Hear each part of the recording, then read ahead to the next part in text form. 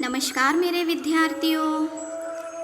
आपकी मंगल कामना के साथ और एक नए पाठ के साथ मैं आपकी हिंदी विषय की हिंदी अध्यापिका आपका हिंदी की ई कक्षा में हार्दिक स्वागत करती हूँ।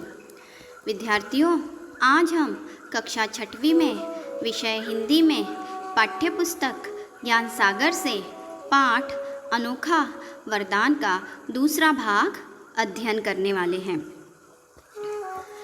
पाठ अनोखा वरदान के प्रथम भाग में हमने अध्ययन किए थे कि राजा भेष बदलकर अपनी जनता का हालचाल पूछने निकलता है। अचानक रात के अंधेरे में राजा को कुछ डाकू घेर लेते हैं। तभी 6 नौजवान उनकी मदद के लिए आते हैं और उनकी मदद करते हैं।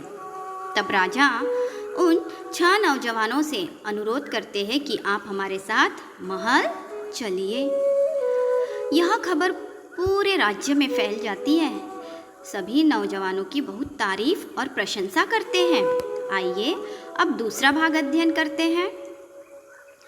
अगले दिन दरबार में इन नौजवानों को राजा के सामने लाया गया। अगले दिन दूसरे दिन सुबह राजा का दरबार भरा और उस दरबार में राजा के सामने 6 नौजवान आए। राजा ने अपने सिंहासन से उतरकर उन्हें गले लगाया।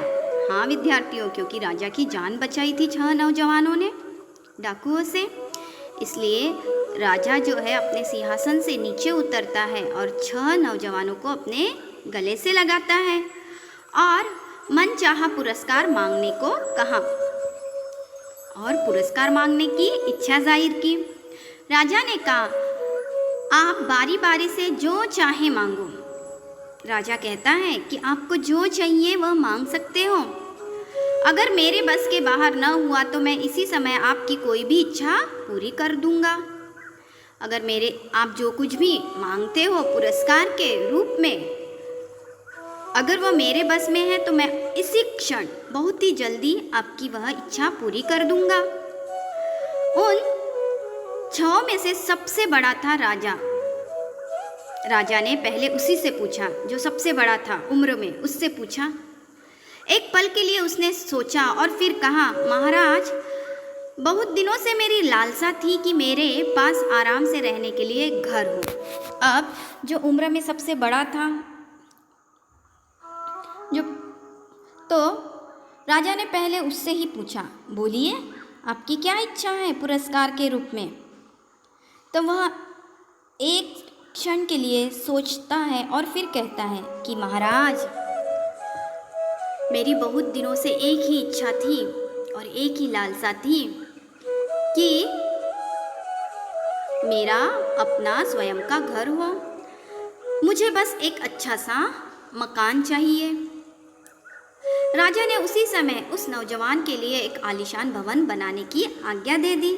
राजा के बस में था वो, इसलिए उन्होंने तुरंत आलीशान भवन उस नौजवान के लिए बनाने की आज्ञा दी, आदेश दे दिया अपने मंत्रियों को। अब दूसरे नौजवान की बारी थी। वह अपने पद में तरक्की चाहता था, अर्थात वह कई कार्यरत था तो वह अपने पद में तरक्की चाहना यानी प्रमोशन चाहना, ठीक है, और ऊंचा उठना चाहता था वह अपने पद से।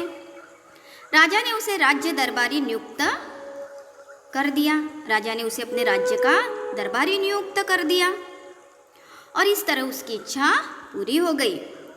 तीसरे नवयुवक ने कहा, सरकार, मेरे गांव के लोग हर सप्ताह, अब तीसरे नवयुवक की बारी आई थी। वो क्या कहता है, मेरे गांव के लोग हर सप्ताह नगर में सब्जी तरकारी बेचने आते हैं, अर्थात शहर में आते हैं। गांव और शहर के बीच कोई अच्छी सड़क नहीं है। तीसरा नौजवान क्या कहता है, देखो वह स्वयं के लिए कुछ नहीं मांग रहा है, वह अपने गांव वालों के लिए अपनी इच्छा जाहिर करता है राजा के समक्ष कि मेरे गांव के जो लोग हैं हर सप्ताह नगर में सब्जी तरकारी बेचने के लिए जाते हैं, तो गांव और शहर के बीच में जो सड़क है वह कच्ची है, अच्छी नहीं है, उन्हें बहुत तकलीफ़ होती है, बहुत कष्ट होता है और विशेष रूप से तो बरसात में, बारिश में पूरा कीचड़ दलदल हो जाता है। तीसरा नौजवान कहता है कि मेरी विनती है कि एक अच्छी सड़क बनवा दी जाए ताकि उनका कष्ट दूर हो। तीसरा नौजवान बड़ा ही समझदार दिखता है। वह अपने साथ साथ सारे गांव वालों का भी सोचता है और अपनी इच्छा राजा के समक्ष रखता है। राजा ने उसी समय सड़क और पुलों का निर्माण कराने वाले मंत्री को हुक्म दिया। राजा ने उसी समय जो सड़क एवं पुलों को बनाता है उस मंत्री को आदेश दिया कि फौरन सड़क बनाने का काम शुरू कर दिया जाए। अब बारी थी चौथे नौजवान की। उसकी इच्छा पूछी गई तो वह शर्माते हुए बोला मतलब आइए आगे देखते हैं। महाराज, आप मेरे पिता समान हैं। ठीक है। नौजवान कहता है कि आप तो मेरे पिता जैसे हैं। मैं एक सुंदर पत्नी चाहता हूँ, इसलिए तो शर्मा रहा था। राजा के विदूषक की एक सुंदर कन्या थी। अब राजा का जो विद्वान था उसकी एक सुंदर कन्या थी। राजा ने विदूषक से पूछा। उसने खुशी से उस कन्या के पिता ने खुशी से इस बात को स्वीकार किया। विद्यार्थियों, आशा करती हूँ कि अनोखा वरदान इस पाठ का दूसरा भाग भी आपको अवश्य समझ में आ रहा है। अब जल्दी से अपनी कॉपी और पेन लीजिए। हाँ, अब बारी है गृहपाठ की। विद्यार्थियों, राजा भेष बदलकर क्यों घूमता था? राजा भेष बदलकर इसलिए घूमता था ताकि वह अपनी जनता का हालचाल पूछ सके, उनके कष्ट को दूर कर सके। राजा ने अपनी जान बचाने वाले नौजवानों का धन्यवाद कैसे किया? अब राजा ने अपनी जान बचाने वाले नौजवानों का धन्यवाद उनकी इच्छा पूरी करके किया।